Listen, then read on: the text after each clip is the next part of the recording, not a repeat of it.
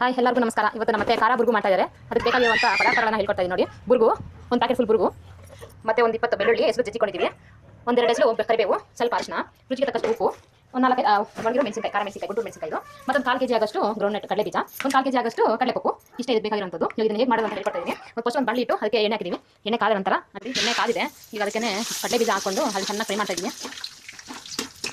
ನೋಡಿ. ಚೆನ್ನಾಗಿ ರೋಸ್ಟ್ ಆಗ್ತಾ ಇದೆ. ಈಗ ಫುಲ್ ರೋಸ್ಟ್ ಆಗಬೇಕು ನೋಡಿ. ಇದರ ರೋಸ್ಟ್ ಮಾಡಿಕೊಂಡು ಬೇರೆ ಒಂದು ಪಾತ್ರೆಗೆ ಅದನ್ನೆಲ್ಲ ತೆಗೆದುಕೊಂಡು ಬೇರೆ ಪಾತ್ರೆಗೆ ಹಾಕೊಂಡ್ಬಿಡಬೇಕು. ನೀವು ನೋಡಿ ಕಡಲೆ ಹಾಕ್ತಾ ಇದ್ದೀನಿ. ಕಡಲೆ ಚೆನ್ನಾಗಿ ಫ್ರೈ ಆಗ್ತಾ ಇದೆ.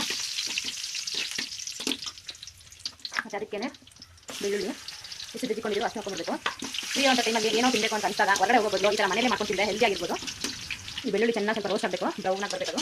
ಆವಾಗ ಸ್ಮೆಲ್ ತುಂಬ ಚೆನ್ನಾಗಿ ಬರುತ್ತೆ. ಬೆಳ್ಳುಳ್ಳಿ ಹಾಕಿದ್ರೆ ಎಲ್ಲದಕ್ಕೂ ತುಂಬ ಚೆನ್ನಾಗಿರೋದು ನೋಡಿ. ಬೆಳ್ಳುಳ್ಳಿ ಘಮಘಮಾದ ಸ್ಮೆಲ್ ಚೆನ್ನಾಗಿ ಬರ್ತಿದೆ.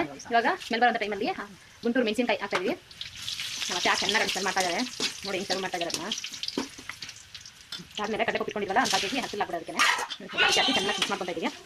ಕಾಣಿಸ್ತಾ ಇದೆ ಎಲ್ಲರೂ. ಪಪ್ಪು ಕಡಲೆಪಪ್ಪು ಕೂಡ ಒಂದು ಸ್ವಲ್ಪ ಬ್ರೌನ್ ಆಗ್ತಾ ಬರಬೇಕು. ಫುಲ್ ಬ್ರೌನ್ ಆಗಬೇಕು. ಅದು ರುಚಿಗೆ ತಕ್ಕಷ್ಟು ಉಪ್ಪು ನೋಡ್ಕೊಂಡು ಹಾಕೊಳ್ಳಿ. ಉಪ್ಪನ್ನ ಜಾಸ್ತಿ ಉಪ್ಪಾದ ಮೇಲೆ ಯಾರು ಆಮೇಲೆ ಅರಿಶಿನ ಪುಡಿ ಮುಳ್ಳೆ ಇಟ್ಟು ಮತ್ತು ಕಡಲೆ ಬೀಜ ಹಿಂದೆ ತೆಗೆದುಕೊಂಡಿದ್ವಲ್ಲ ಆಯಿಲ್ ಫ್ರೈ ಮಾಡಿ ಅದನ್ನು ಅದಕ್ಕೆ ಸೇರಿಸ್ಬೇಕು. ಇಲ್ಲ ಹಾಕಿ ಅದೆಲ್ಲ ಹಾಕೊಂಡು ಫುಲ್ ಚೆನ್ನಾಗಿ ಮಿಕ್ಸ್ ಮಾಡಬೇಕು. ಫುಲ್ ಚೆನ್ನಾಗಿ ಮಿಕ್ಸ್ ಆಗಬೇಕು. ಕಡೆ ಅದಕ್ಕೆ ಲಾಸ್ಟಲ್ಲಿ ಇಬ್ಬರು ಇಟ್ಕೊಂಡು ಕೊಲ್ಲ ಕಡೆಗೆ ಅದಕ್ಕೆ ಹಾಕೊಂಡು ಮಿಕ್ಸ್ ಮಾಡ್ಕೊಳ್ಳೋದು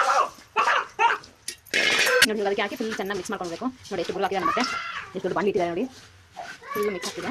ಫುಲ್ ಮಿಕ್ಸ್ ಆಗಲಿ ಇದೇ ಥರ ಚೆನ್ನಾಗಿ ಮಿಕ್ಸ್ ಮಾಡಿಕೊಂಡು ಸಣ್ಣ ಬಿಟ್ಕೊಂಡು ಫ್ಲೇಮ್ ಸ್ವಲ್ಪ ಕಡಿಮೆ ಇಟ್ಕೊಬೇಕು. ಚಿಕ್ಕದಾಗಿ ಇಟ್ಕೊಂಡು ಫ್ಲೇಮ್ನ ಅದನ್ನು ಮಿಕ್ಸ್ ಮಾಡ್ತಾ ಬರಬೇಕು. ಆ ವೈಟ್ ಬುರ್ಗಿದೆಲ್ಲ ಅದೆಲ್ಲ ಫುಲ್ ಅರ್ಶಿನ ಪುಡಿ ಆಗಿ ಅದಕ್ಕೆ ಕಲರ್ ಸ್ವಲ್ಪ ಚೇಂಜ್ ಆಗ್ತಾ ಬರುತ್ತೆ ನೋಡಿ. ಮತ್ತೆ ಅವಾಗ ಮೊಟ್ಟೆ ಮಾಡ್ತಾ ಇದ್ದಂತೆ ಫುಲ್ ಮಿಕ್ಸ್ ಮಾಡ್ತಾ ಇದ್ದಾರೆ. ಆಮೇಲೆ ಗ್ಯಾಸ್ ಆಫ್ ಮಾಡ್ಕೊಂಡು ಹಾಕೋದು. ಗ್ಯಾಸ್ ಆಗೋಯ್ತು ಇಷ್ಟೇ. ಇವಾಗ ಇದನ್ನ ಸರ್ವ್ ಮಾಡಿ ತಿಂದರೆ ಹೆಂಗಿರುತ್ತೆ ಗೊತ್ತಾ ಈ ಚಳಿಗಾಲದಲ್ಲಿ ಈ ಥರ.